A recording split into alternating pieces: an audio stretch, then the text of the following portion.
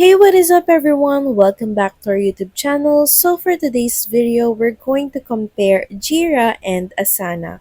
Which among the two should you choose? So let's dive into the video. Need to manage your team's project but can't decide between Jira and Asana? Let's break it down. Jira is built for software development.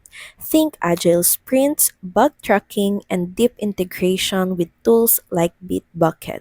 Asana, meanwhile, is a favorite for non-technical teams like marketing, design, or operations.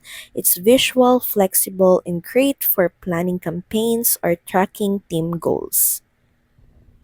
Jira gives you power tools, Kanban, Scrum boards, and highly customizable workflows, ideal for complex engineering tasks. Asana leans towards simplicity, drop, drag and drop tasks, color coded timelines, and automation that's friendly for even beginners. Jira is perfect for product and dev teams working in structured sprints.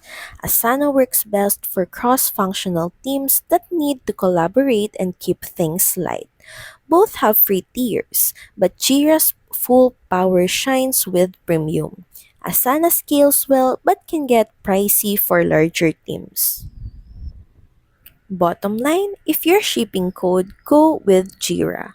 If you're shipping content or campaigns, Asana is your friend. The best tool isn't the fanciest, it's the one your team will actually use. Jira and Asana built different, pick smart.